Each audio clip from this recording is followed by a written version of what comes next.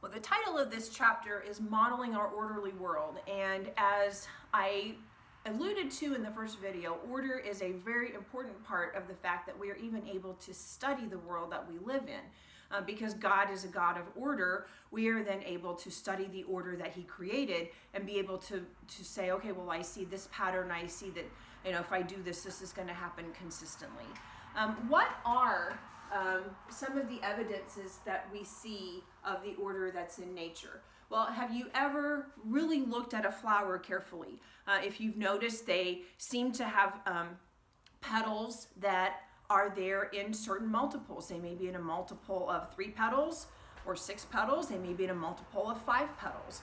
And so you normally are going to see certain multiples of petals on a flower. If you've ever looked at crystals of salt under a magnifying glass, you can see that they're very orderly, they're very square, very much look like a cube. And so that order is there that has been created. If you've looked at the way that leaves are arranged on a branch, they're pretty consistently either across from each other on the branch, or they're going to alternate from each other on the branch. And on the entire tree, whichever way it is, either they're across from each other or they're opposite from each other on the branch, and it's that way on the whole tree. It's not like some branches have one arrangement and some branches have another arrangement. So there's definite order in how the leaves on a tree are arranged. And you're going to see this almost anywhere you look. Scientists are finding order in places they never expected to find order and patterns and even mathematical consistency in some of the order that they're finding. And so because of all of this order that we see in nature, the result of that is that we're able to make all kinds of different inferences based on our observation, like we talked about in the first video. There are 2 laws that are going to determine how we interpret all of this order that we're seeing. So the law of cause and effect basically is just telling me that if I see something happen, it means that something has caused it. Again, if you see an apple falling, it's because it's been dropped. If you see what appears to be the sun coming up in the morning, it's because the earth has turned. And so everything that we see, we know that something has caused it. If I see something rolling across the table, it's because something has pushed it.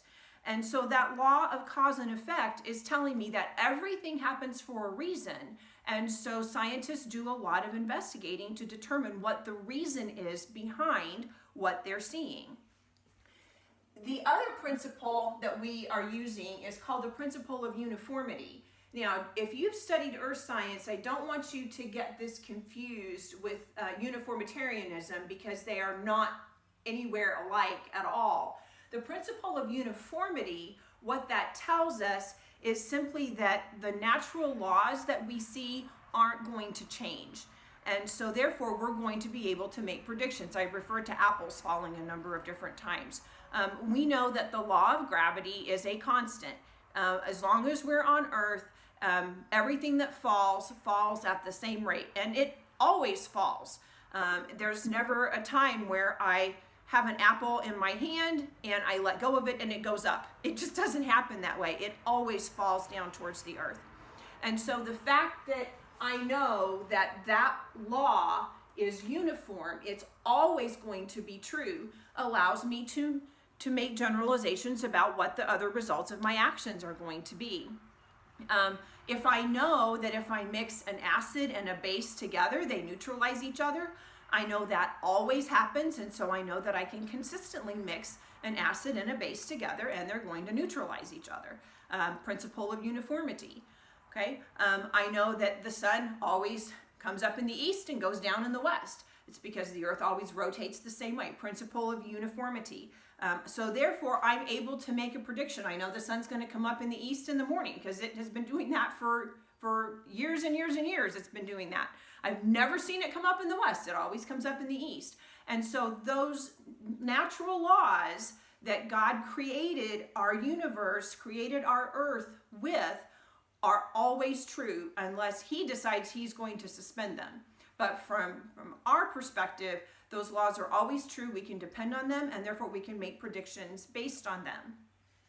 So the evidence that we see in nature is because it has a common source, and that's God. We know that He put all of this evidence into the universe. We know that because He is a God of order, He's put order in nature because it reflects His nature, it reflects His glory, and so we know that what we're seeing is based on His character.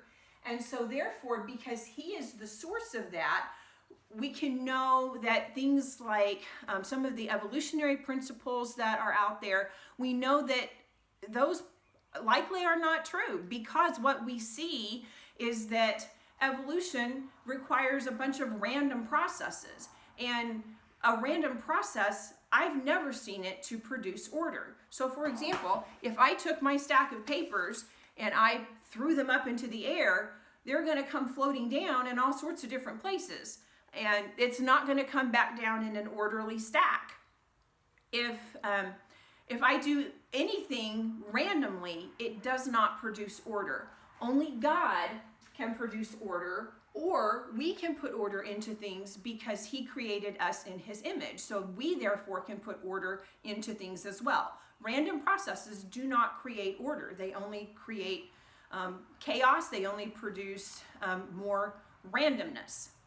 Okay, so therefore, because God put certain laws into effect so that we know they're always going to happen, because we know that everything has a reason, and we see all this evidence in nature because of what God put there for us to recognize, we also can recognize that God means for us to do something with that as His creatures, and that's what the creation mandate is all about.